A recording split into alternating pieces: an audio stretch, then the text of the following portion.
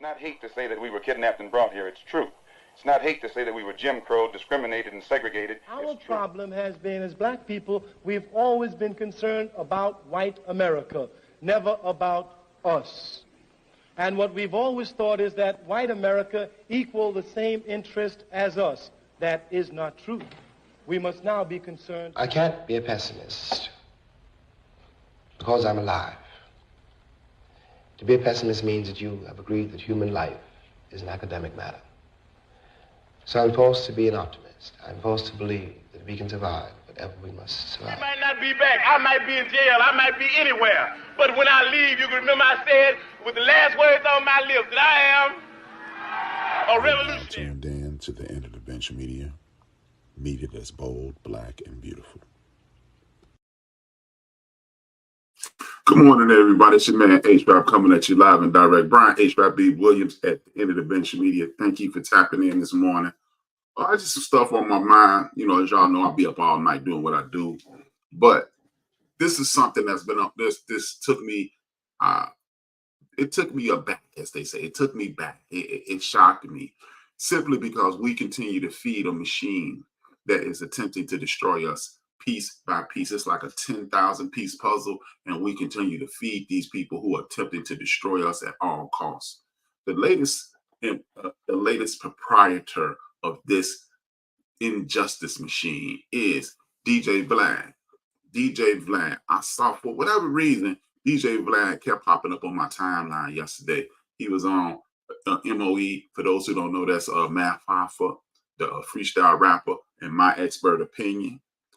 And then he popped up on his own feed on Vlad TV. I'm not subscribed to either program, but for whatever reason, it kept popping up. And the reason I'm so upset is one of the guys on Math Hoffa's program addressed Vlad by asking him, why are you implicating me in things that's criminal? The young man's name is Gat Murder.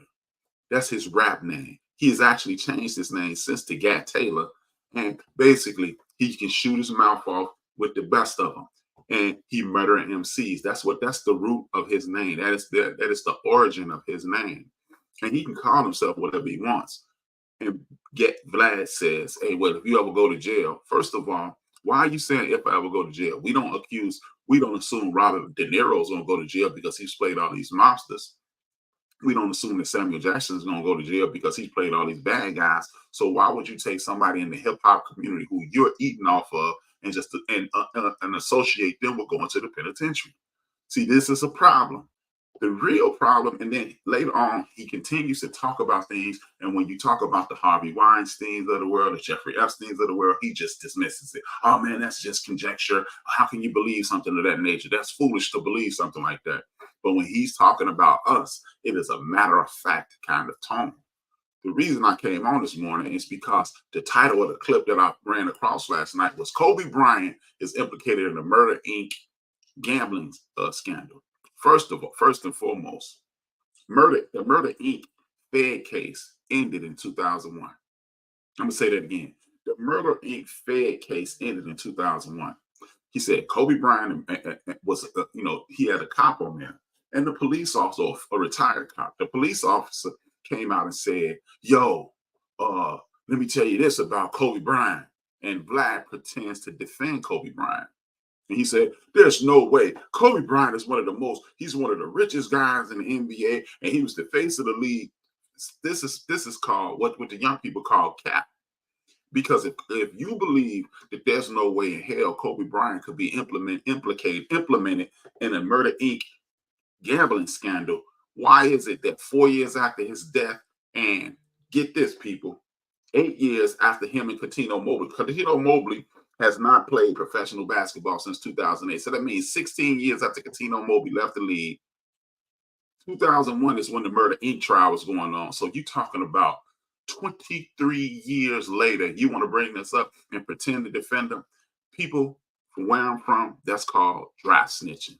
And what's dry snitching? Dry snitching is when you pretend that you standing strong on something, but you implicate somebody. You point the finger at them. If there is a bag between me and somebody else, and it's full of dope, and the police, and we're equal 3 feet apart from the bag is in the middle of us, and we talking to each other 3 feet apart from each other. We 6 feet apart, 3 feet, then me.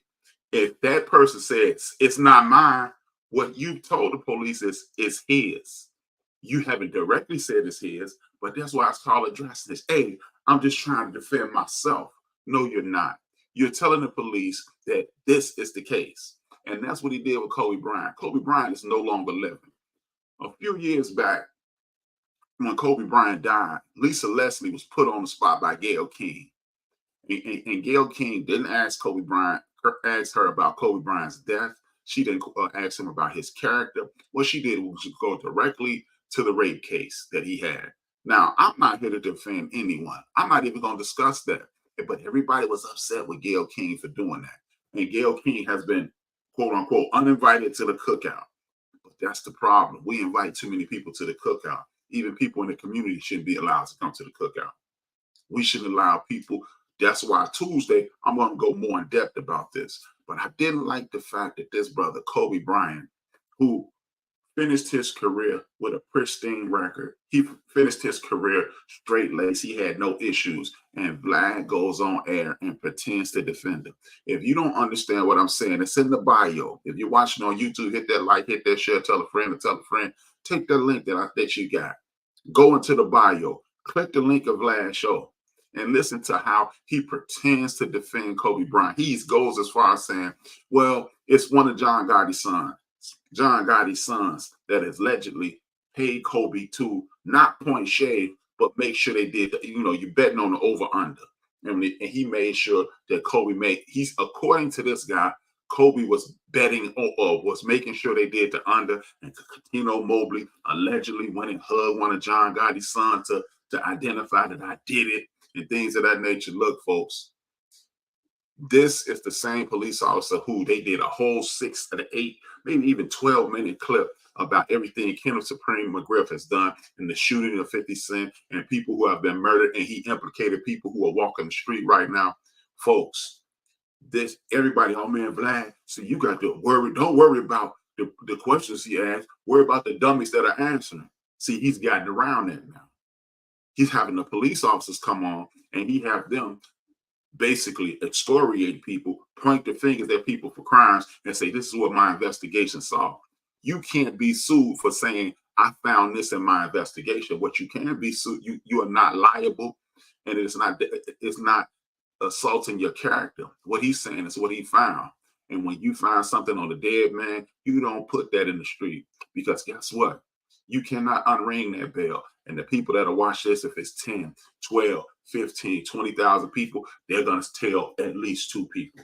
And they're going to tell at least 4 people. And then at this point, Kobe Bryant's legacy is destroyed. He has an irremovable blemish on his name. At this point, folks, as I'm going to say Tuesday, I'm about to check out. And as I'm going to cover this Tuesday, it's time to pick a side.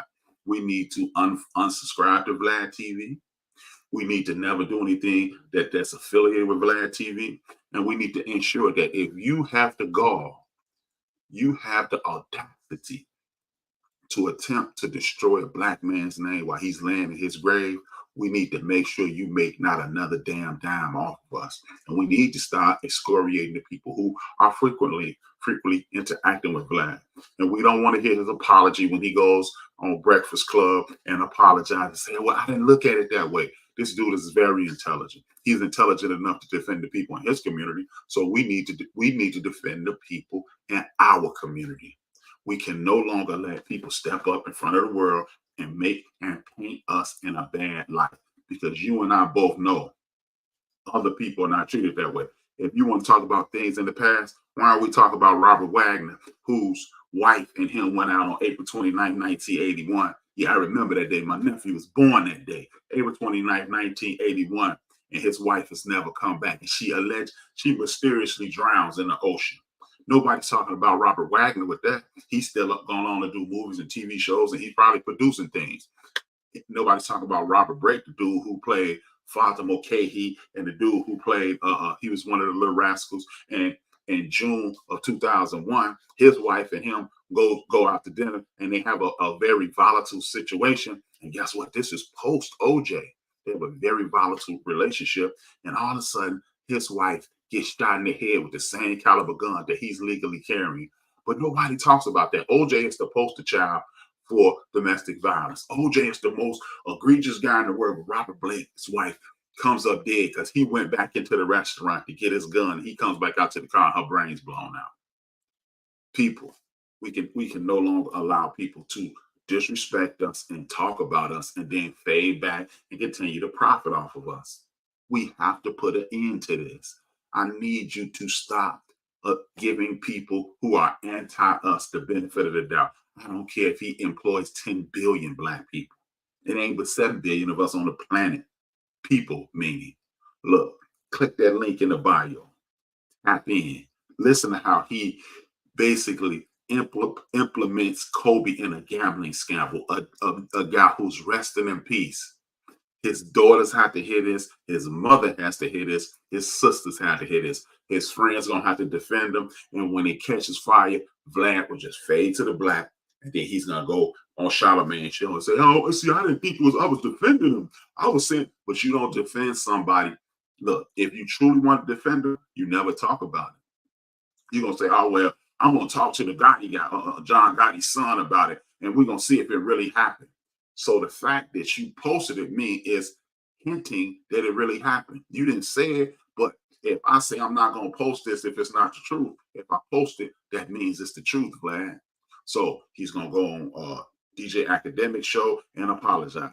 He's gonna go on the Breakfast Club and apologize. And any other outlets that we frequent, he will go on there and apologize. And this time, we need to step the hell away from him and disassociate everything we do with the black community. Thank you for tapping in. Please tell a friend and tell a friend to share. Please share this link. We need to make this go viral, not for me, but to defend our community against culture vultures like Vlad. He talks about 50 Cent a lot and him getting shot. He talks about Dame Dash a lot. He talks about anybody who's anti-Vlad. He attempted to embarrass Marlon Wayans, talking about he's not worth $40,000. Look, at the end of the day, we are the reason DJ Vlad does not have a job. We have made him millions of dollars, and he takes time out of each one of his days to ensure that we look bad every chance he gets. So what we need to do is let him sit on the money that he's already made and walk the hell away from him. This your man, H-Rap. Thank you for tapping in.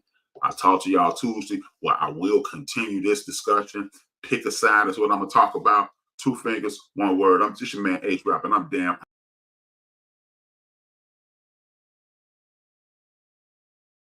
The love that we have for one another is the greatest threat to the people who rule over us. And it is necessary for those people who rule over us and who rule over African people the world over, if those people are to stay in power, they must destroy our ability to love each other in a healthy sort of way.